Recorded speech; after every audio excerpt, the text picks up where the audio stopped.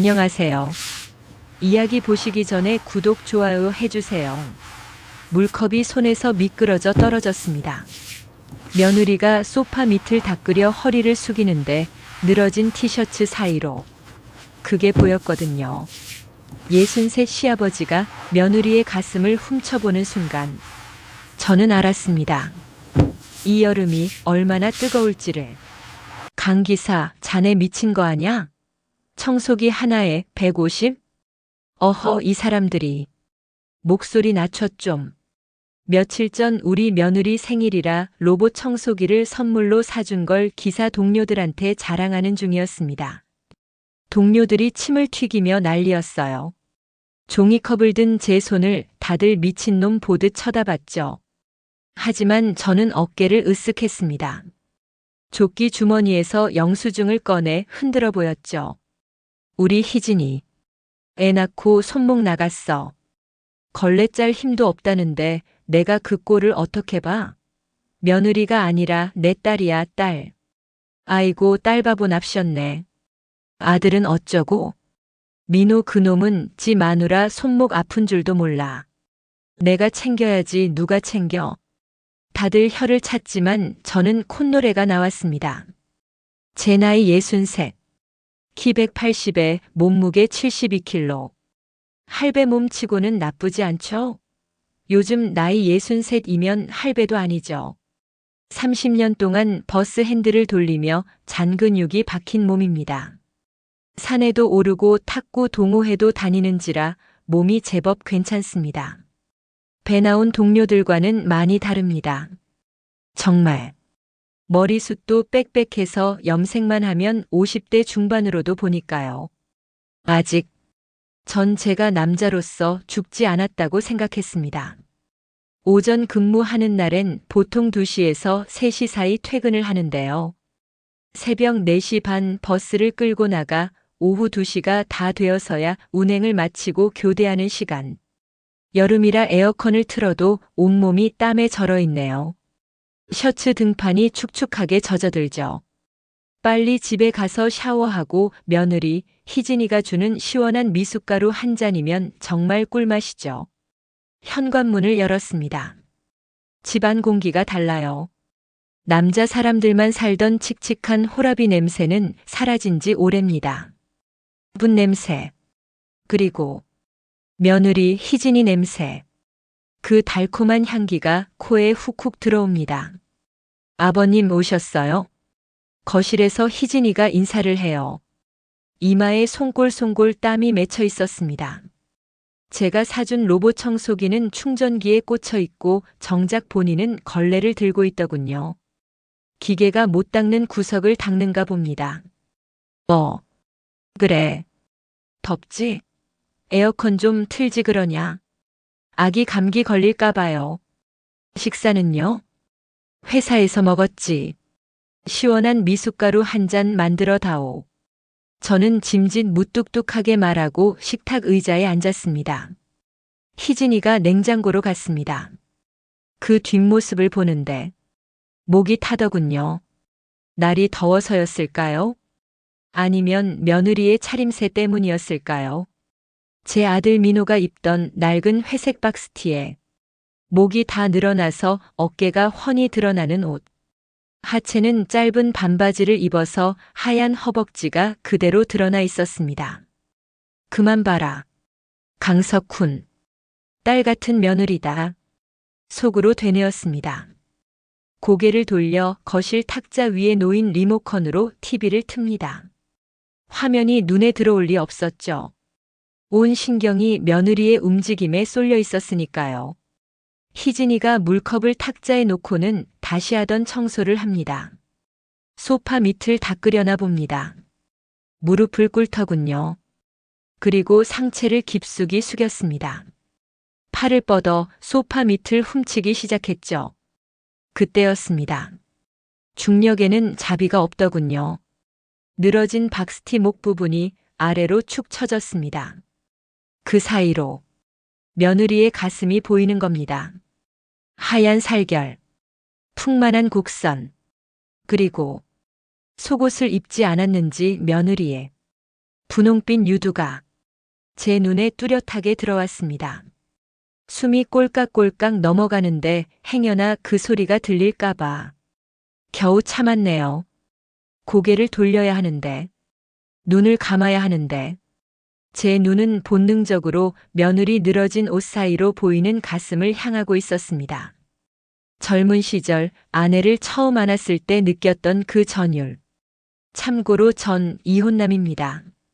아니, 그보다 더 진득하고 더러운 욕망이 아랫배에서 치솟았습니다. 미친놈. 미친놈인가. 제 자신을 욕했지만 시선은 떨어지지 않았습니다. 땀에 젖어번들거리는 며느리의 가슴골. 움직일 때마다 출렁이는 그 살결이 제 이성을 마비시키기에 충분했습니다. 나는 시아버지가 아니었습니다. 그 순간만큼은 그냥 발정난. 그러다 그만 물잔을 떨어뜨렸지 뭡니까? 악! 유리 파편이 바닥으로 튀었죠. 희진이가 화들짝 놀라 고개를 들었습니다. 그 바람에 티셔츠 사이로 보였던 가슴이 가려져 아쉬움이 들더군요. 미치도록 아쉬웠습니다. 아버님, 괜찮으세요? 다치셨어요? 희진이가 달려왔습니다. 걱정스러운 눈빛으로 제 손을 잡으려 했습니다. 그 하얀 손이 제 거친 손에 닿는 순간 전기가 통하는 것처럼 뜨거웠습니다. 이대로 손을 잡고 끌어당기고 싶은 충동이 오지 마라.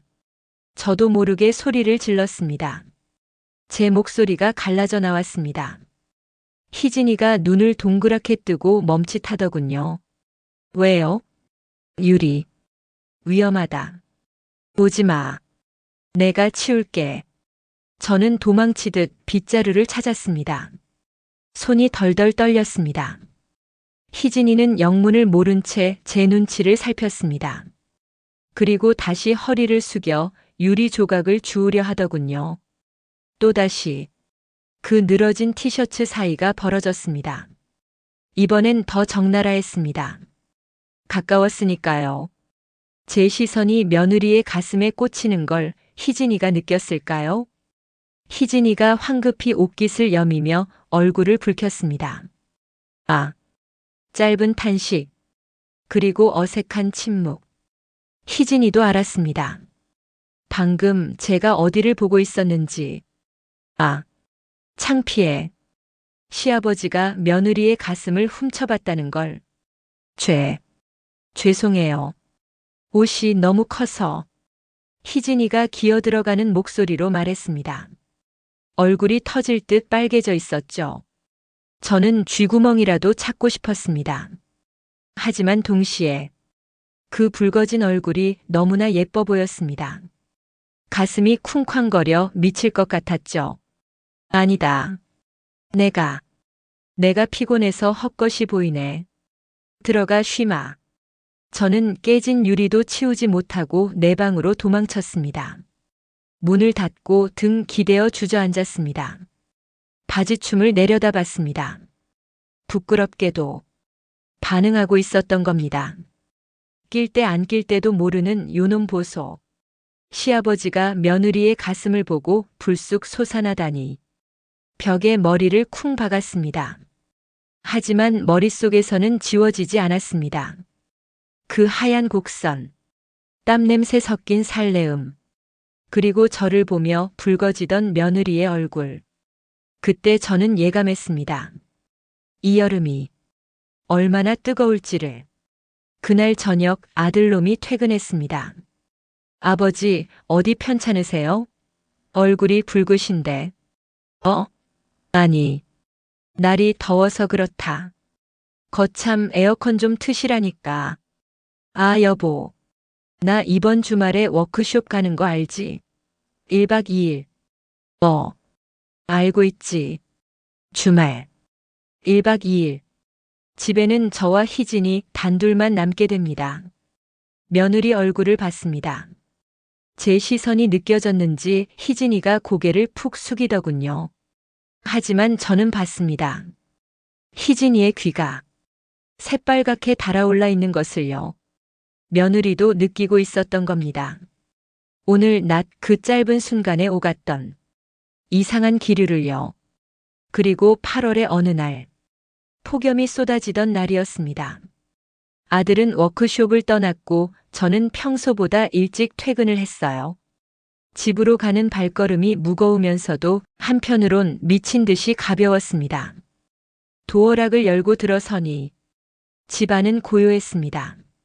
오직 매미 소리만 요란하게 울려 퍼졌죠. 애들 방 문이 살짝 열려 있었습니다. 저는 홀린 듯 그 앞으로 다가갔습니다. 그리고 보았습니다. 이성의 끈을 툭 끊어버리는 광경을요. 방 안은 숨이 턱 막히는 열기였습니다. 문틈 사이로 보이는 방 안 풍경. 그건 그림이 아니라 유혹이었습니다. 희진이가 대자로 누워 잠들어 있었죠. 창문을 넘어온 여름 햇살이 며느리의 다리를 비추고 있었는데 더위를 못 이겨 얇은 인견 원피스 하나만 걸친 채였습니다. 뒤척임 때문이었는지 치맛자락은 허벅지 위까지 말려 올라가 있었습니다. 눈이 부시더군요. 마치 갓 빚은 백자처럼 매끄럽고 하얀 다리. 가늘지만 탄력 있는 발목에서부터 부드럽게 이어지는 종아리의 곡선. 그리고 그 위로 드러난 허벅지의 살결은 제 숨을 멈추게 만들 만큼 눈부시게 휘었습니다. 상의 쪽은 단추 서너 개가 풀려 쇄골 라인이 훤히 드러나 있었죠. 풍만한 가슴이 규칙적인 숨소리에 맞춰 오르내리고 있었고 땀에 젖은 얇은 원피스는 살갗에 달라붙어 옷을 입었다기보다 마치 얇은 막 하나를 걸친 듯 희진이의 몸매를 적나라하게 보여주고 있었습니다. 목덜미에 엉겨붙은 젖은 머리카락. 그 사이로 흐르는 땀방울이 쇄골 웅덩이에 고여 반짝였습니다. 꿀꺽. 마른 침이 넘어갔습니다. 목울대가 아플 정도로 크게 요동을 치더라고요. 닫아라. 강석훈. 문 닫아. 이성은 소리쳤어요. 하지만 제 다리는 말을 듣지 않았습니다. 오히려 문고리를 잡은 손에 힘이 들어갔습니다. 인기척을 느낀 희진이가 움찔하더군요. 심장이 바닥으로 쿵 떨어졌습니다. 하지만 깨지 않았습니다. 오히려 더운지 몸을 뒤척이며 다리를 쩍 벌렸습니다. 미치겠더군요. 아랫도리에 피가 몰려 터질 것 같았습니다. 저는 홀린 듯 방 안으로 발을 들였어요. 방 안에는 비릿하고 달큰한 전내와 희진이의 살 냄새가 섞여 있었습니다. 그 냄새가 제 코끝을 찔렀습니다. 머리가 핑 돌더라고요. 저는 침대맡에 주저앉았습니다. 손을 뻗어 희진이의 얼굴로 가져갔습니다. 만지고 싶었습니다. 아니, 확인하고 싶었습니다. 이 여자가 내 며느리인지 아니면 여자인지. 손끝이 희진이의 뺨에 닿았습니다. 뜨거웠습니다. 열기가 손가락을 타고 제 심장까지 전해지더라고요. 땀에 젖은 머리카락을 귀 뒤로 넘겨줬어요. 제 거친 손가락이 희진이의 부드러운 귓불을 스쳤습니다. 희진이가 신음소리를 냈습니다. 그리고 천천히 눈을 떴어요. 시간이 멈춘 것 같았습니다. 도망쳐야 했습니다. 아가 문 닫아주러 왔다라고 변명하고 나가야 했습니다. 그런데 발이 떨어지지 않았습니다.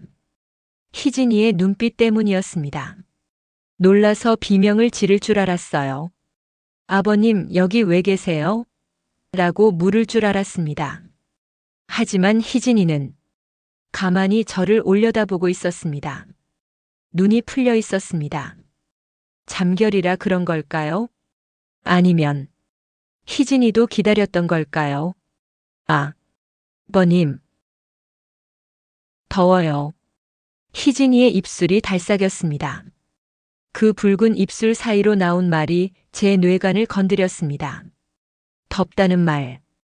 그게 날씨가 덥다는 건지 아니면 저 때문에 뜨겁다는 건지 구분이 안 가더군요.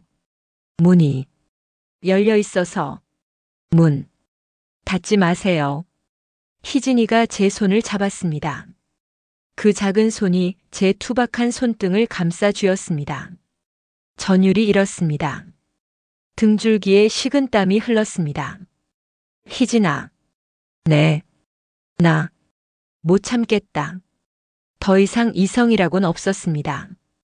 저는 희진이에게 다가가 희진이의 입술을 포겠습니다. 부드럽고 말랑한 감촉. 제 거친 입술이 희진이의 입술을 집어삼켰습니다. 흡.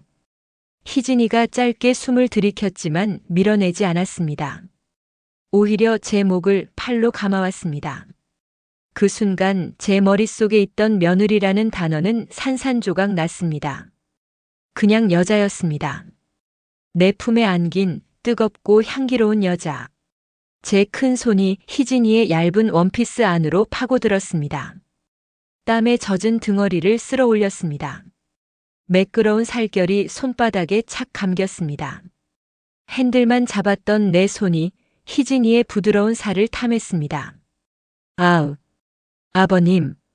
원피스 단추가 툭툭 뜯겨나가자 하얀 가슴이 완전히 드러났습니다.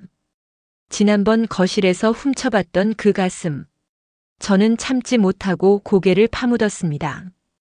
흑. 희진이의 허리가 활처럼 휘어졌습니다. 제 머리카락을 꽉 움켜쥐더군요.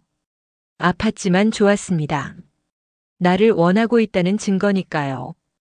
비릿한 전내. 그게 향수보다 더 자극적이었습니다. 저는 미친 듯이 희진이를 탐했습니다. 그때였습니다. 창밖에서 천둥이 쳤습니다. 소나기. 마른 하늘에 날벼락처럼 갑자기 비가 쏟아졌습니다. 빗소리가 요란하게 창문을 때렸습니다. 마치 하늘이 우리를 숨겨주는 것 같았어요. 우리의 거친 숨소리, 살이 부딪히는 소리, 희진이의 신음소리. 모든 게 빗소리에 묻혔습니다. 희진아. 좋으니? 네. 아버님. 좋아요. 희진아. 예쁘다. 너무 예뻐. 희진이는 제 입술을 다시 쪽쪽했습니다. 더 깊게, 더 뜨겁게 혀가 얽혔습니다. 우리는 좁은 방바닥을 뒹굴었습니다. 에어컨도 없는 방 안. 땀과 열기로 끈적해진 몸이 서로 엉겨 붙었습니다. 떨어질 수 없었습니다. 마치 자석처럼요. 한참을 몰아쳤습니다. 며느리와 사랑을 하니깐 어떤 자세를 해도 온몸에 전율이 흐르더군요. 제 모든 것을 희진이 안에 쏟아붓고 나서야 저는 몸을 멈췄습니다. 거친 숨을 몰아쉬며 희진이 옆에 쓰러졌습니다. 천장이 빙글빙글 돌더군요. 하, 하. 정적이 흘렀습니다. 빗소리만 들려오고 정신이 돌아오자 공포가 밀려왔습니다. 내가 무슨 짓을 한 거지? 아들놈 아내를, 며느리를. 고개를 돌려 희진이를 봤습니다.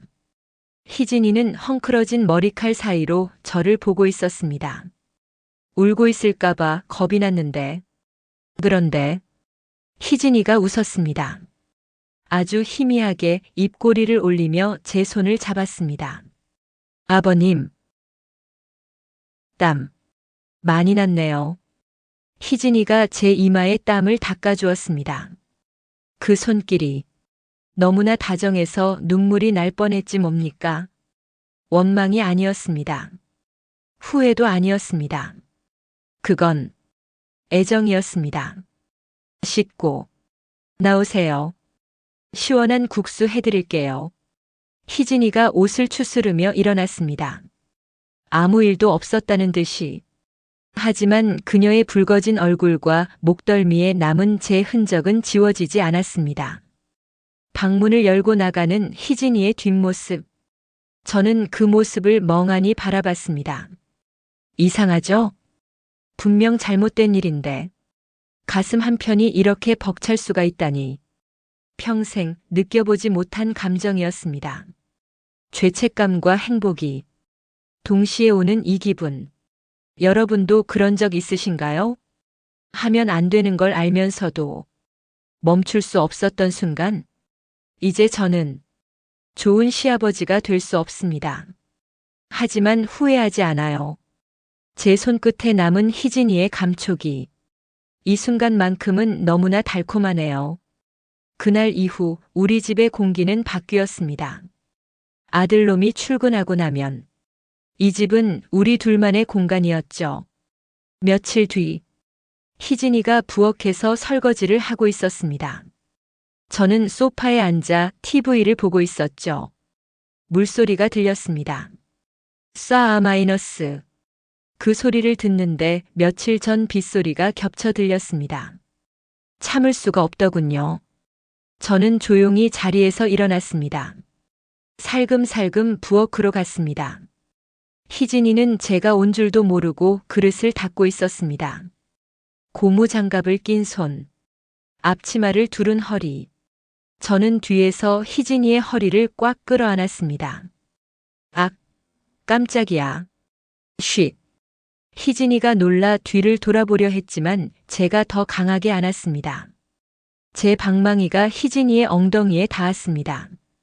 희진이의 몸이 굳는 게 느껴졌습니다. 아버님, 설거지. 나중에 해라. 국 끓는데. 넘쳐요. 희진이가 말했지만 가스불을 끌 생각은 없어 보였습니다. 오히려 엉덩이를 뒤로 빼며 제게 몸을 기댔습니다. 젖은 고무장갑을 낀 손이 싱크대 모서리를 꽉 잡더군요. 넘치게 둬. 저는 희진이의 목덜미에 입을 맞췄고 앞치마 끈을 풀었습니다. 대낮의 부엌. 보글보글 끓는 된장찌개 냄새와 우리의 욕망이 뒤섞였습니다. 된장찌개가 넘쳐 흘러 가스레인지 불이 꺼졌습니다. 치익. 타는 냄새가 났지만 우리는 멈추지 않았습니다. 부엌 바닥. 타일의 냉기가 등판에 느껴졌지만 제 위에서 움직이는 희진이는 뜨거웠습니다. 앞치마는 엉망으로 구겨져 있었고 싱크대 문짝이 덜컹거렸습니다. 아버님, 누가 보면요. 안 본다. 아무도 없어. 저는 희진이의 입을 막았습니다. 불안함이 쾌락을 더 부추기더군요. 이 집의 모든 공간이 우리에겐 밀실이었습니다. 아들이 밥을 먹는 식탁, 며느리가 요리하는 싱크대, 그 평범한 공간들이 욕망의 무대로 변했습니다. 장마철이었습니다. 비가 억수같이 쏟아지던 날이었죠. 저는 베란다 창문을 보고 있었습니다. 희진이가 빨래를 널고 있더군요. 건조기가 있어도 아기 옷은 햇볕에 말려야 한다나 뭐라나. 비가 와서 실내 건조대에 널고 있는 뒷모습. 까치발을 들고 빨래를 너는 그 종아리 근육이 제 눈을 사로잡았습니다. 저도 모르게 베란다로 나갔습니다. 습기 때문에 후텁지근했습니다. 유리창에는 빗방울이 사정없이 들이치고 있었죠. 밖에서는 안이 잘 보이지 않지만 안에서는 밖이 훤히 보이는 구조. 그 아슬아슬함이 저를 자극했습니다. 희진아. 아버님. 깜짝이야. 도와주마. 저는 희진이 뒤로 가서 빨래 바구니를 잡는 척했습니다. 하지만 제 손은 바구니가 아니라 희진이의 허리를 찾았습니다. 얇은 홈웨어 위로 따뜻한 체온이 전해졌습니다. 희진이가 움찔하며 주위를 살폈습니다. 아버님, 여기는 밖에서 보여요. 비 와서 아무도 안 봐. 그래도 희진이의 목소리가 떨렸습니다. 거절이 아니었습니다. 들킬까봐 두려워하는 그래서 더 흥분한 목소리였습니다. 저는 희진이를 창가로 몰아붙였습니다. 뒤돌아봐. 네. 창밖을 보라고. 희진이가 천천히 몸을 돌려 유리창을 마주했습니다. 저는 그 뒤에 섰습니다. 차가운 유리창에 희진이의 손바닥이 닿았습니다. 김이 서리기 시작했습니다. 하얀 기미로 희진이의 손자국이 선명하게 남더군요. 아버님. 소리 내지 마라. 저는 희진이의 귓불을 잘근 깨물었습니다. 빗소리가 우리의 거친 숨소리를 덮어주었습니다. 베란다 창문에 비친 우리 모습. 마치 한 몸처럼 엉겨 붙어 있었습니다. 천둥이 칠 때마다 번쩍이는 불빛이 희진이의 하얀 목덜미를 비췄습니다. 저는 그 목덜미에 얼굴을 묻고 짐승처럼 굴었습니다. 끝나고 난 뒤 유리창에는 희진이의 손바닥 자국과 제 이마 자국이 남아 있었습니다. 우리는 바닥에 주저앉아 서로를 껴안고 숨을 골랐습니다. 희진이가 제 가슴팍에 얼굴을 묻고 중얼거렸습니다. 우리 이대로 괜찮은 걸까요? 남편한테 너무 미안해서 힘들어요.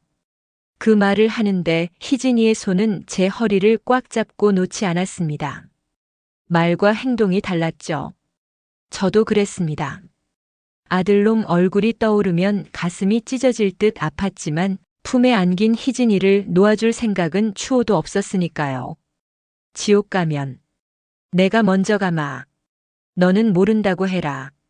아버님, 내가 억지로 시킨 거라고 해. 알았지?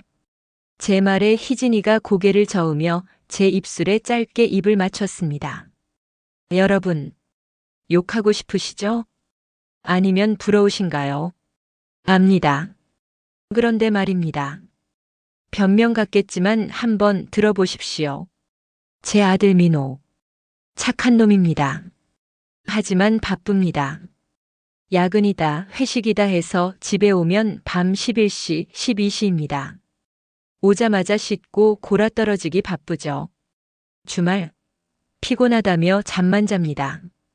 희진이는 하루 종일 독박 육아에 시달립니다.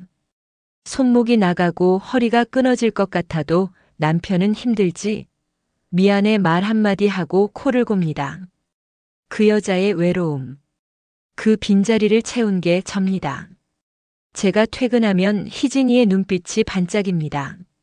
몸이 가니 마음이 간 걸까요? 아니면 마음이 가서 몸이 움직인 걸까요? 이제는 저도 헷갈립니다. 이게 단순한 욕정인지 아니면 뒤늦게 찾아온 죽일 놈의 사랑인지. 평화롭던 어느 날, 오후 3시쯤 됐을 겁니다. 우리는 안방 침대에서 한창 엉겨 붙어 있었습니다. 그날따라 희진이가 더 적극적이었습니다. 제 위에서 허리를 움직이며 땀을 뻘뻘 흘리고 있었죠. 아버님, 사랑해요. 나도 사랑한다. 절정에 다다르던 순간이었습니다. 희진이의 휴대폰이 울렸습니다. 평소라면 무시했을 겁니다. 그런데 벨소리가 끊기지 않고 계속 울리더군요. 받지 마라. 전화가 계속 오는데 받아볼게요. 희진이가 숨을 헐떡이며 전화를 받으러 나갔습니다. 벗은 채로 거실로 나가는 뒷모습. 저는 침대에 누워 천장만 바라봤습니다. 잠시 후 희진이의 놀란 목소리가 들렸습니다. 네, 지금요? 심장이 쿵 내려앉았습니다. 벌떡 일어나 거실로 나갔습니다. 희진이가 사색이 되어 있더군요. 손이 덜덜 떨리고 있었습니다. 왜 그래? 무슨 일이야? 아버님, 오빠가, 민호가 왜 다쳤대요? 회사에서 쓰러져서 응급실 갔대요. 머리가 하얘졌습니다. 하늘이 벌을 내리는구나. 천벌을 받는구나. 우리가 이 짓거리를 하는 동안 아들놈이 쓰러졌구나. 죄책감이 쓰나미처럼 밀려왔습니다. 우리는 허둥지둥 옷을 주워 입었습니다. 방금 전까지 서로의 몸을 탐하던 그 열기는 온데간데 없고 공포만 남았습니다. 택시를 타고 병원으로 가는 내내 희진이는 울었습니다. 어떡해요? 우리 벌 받나 봐요. 그런 소리 마라. 별일 없을 거야. 병원 응급실. 아들은 링거를 꽂고 누워 있었습니다. 과로라고 하더군요. 스트레스성 위경련. 얼굴이 반쪽이 된 아들을 보는데 가슴이 미어 터졌습니다. 아버지, 오셨어요? 당신도 왔네. 이 녀석아. 아프면 말을 하지 이게 무슨 꼴이야. 죄송해요. 놀라셨죠? 아들이 힘없이 웃으며 제 손을 잡았습니다. 그 손이 제 거친 손과 너무나 닮아 있었습니다. 저는 고개를 들 수가 없었습니다. 이 손으로 방금 전까지 내 아내를 만지고 왔는데, 내 아내의 몸속에 내 흔적을 남기고 왔는데, 여보, 괜찮아? 희진이가 울며 불며 남편에게 매달렸습니다. 아들이 희진이의 머리를 쓰다듬어 주더군요. 아, 희진이는 역시 민호의 아내구나. 내가 넘볼 자리가 아니구나. 그날 밤, 아들은 퇴원해서 집으로 왔습니다. 안방 침대에 아들이 누웠고 희진이가 옆에서 간호를 했습니다. 저는 제 방인 건너방에 누웠습니다. 벽 하나를 사이에 두고 아들과 며느리가 있습니다. 이제 그만하자. 여기서 멈추자. 수백 번 다짐했습니다. 내일 날이 밝으면 희진이에게 말할 생각이었어요. 다시는 그러지 말자고. 시아버지와 며느리로 돌아가자고. 그런데 말입니다. 새벽 1시쯤 됐을까요? 방문이 조용히 열렸습니다. 끼익. 아버님, 주무세요? 희진이었습니다. 잠옷 차림의 희진이가 어둠 속에서 서 있었습니다. 저는 자는 척했습니다. 그런데 이불 속으로 희진이가 파고 들어왔습니다. 민호 씨 잠들었어요. 약 먹어서 안 깰 거예요. 희진이의 몸이 제 등에 닿았습니다. 따뜻하고 부드러운 감촉. 희진이가 제 등 뒤에서 저를 꼭 끌어안았습니다. 눈물이 제 등판을 적시더군요. 희진이의 손이 제 가슴을 더듬자 저는 몸을 돌려 희진이를 안았습니다. 어둠 속에서 우리는 소리 없이 입을 맞췄습니다. 옆방에 아들이 자고 있는데 우리는 숨죽여 서로를 위로했습니다. 시간이 흘러 계절이 바뀌고 희진이의 육아휴직이 끝나가고 있었습니다. 복직. 그것은 우리 관계에 큰 변화를 예고하고 있었죠. 우리의 미래는 이제 불가능해집니다. 희진이는 아침에 출근하고 저녁에 퇴근할 테니까요. 10월의 어느 주말, 가족들이 다 모여 과일을 깎고 있었습니다. 아들은 소파에서 TV를 보다 잠들었고 저와 희진이는 식탁에 앉아 사과를 깎고 있었죠. 식탁 위로는 평범한 대화가 오갔습니다. 아버님, 이번에 복직하면 부서가 바뀔 것 같아요. 그래? 일 많아서 어쩌냐? 힘들 텐데. 그래도 돈 벌어야죠. 아버님 맛있는 것도 사드리고. 평범한 시아버지와 며느리의 대화. 하지만 식탁 아래는 이랬습니다. 희진이의 발이 제 다리 사이를 파고들었습니다. 발가락으로 제 종아리를 문지르고 허벅지를 타고 올라왔습니다. 저는 태연하게 사과를 깎으며 한 손으로는 식탁 밑으로 희진이의 발을 잡았습니다. 따뜻하고 작은 발. 제가 꽉 쥐자 희진이가 눈을 찡긋하며 웃었습니다. 짜릿했습니다. 심장이 터질 듯 뛰었지만 겉으로는 평온했습니다. 우리는 이제 눈빛만 봐도 통하는 사이가 되었죠. 말하지 않아도 압니다. 오늘 밤 아들이 잠들면 누가 누구의 방으로 갈지. 이제 육체의 계절은 가고 영혼의 계절이 오고 있었습니다. 더 은밀하고 더 지독한 사랑이 시작된 겁니다. 오전 6시, 희진이의 육아휴직이 끝났습니다. 전쟁 같은 아침이 시작됐죠. 화장대 앞에서 분을 바르는 며느리의 뒷모습. 분주합니다. 그 모습을 보는데 가슴 한 구석이 뻥 뚫린 것 같더군요. 아버님, 저 다녀올게요. 아들놈은 넥타이를 매며 허둥지둥 나갔습니다. 희진이가 한숨을 푹 쉬더군요. 제가 다가가 희진이의 가방을 챙겨줬습니다. 현관 앞에서 구두를 신는 희진이. 저는 무릎을 굽혀 구두 뒤축을 잡아줍니다. 조심히 다녀와라. 점심 맛있는 거 먹고. 희진이가 제 어깨를 잡고 일어섰습니다. 그리고 아주 짧게 제 손등을 검지로 쓱 문지르고 나갔습니다. 다녀올게요. 제가 퇴근해서 집에 오는 시간. 이제 집은 비어 있습니다. 희진이는 회사에 있죠. 늘어진 박스티를 입고 걸레질을 하던 며느리는 없습니다. 땀에 젖어 제품에 안기던 그 여자도 없습니다. 정막 강산. 소파에 앉아 멍하니 천장만 바라봤습니다.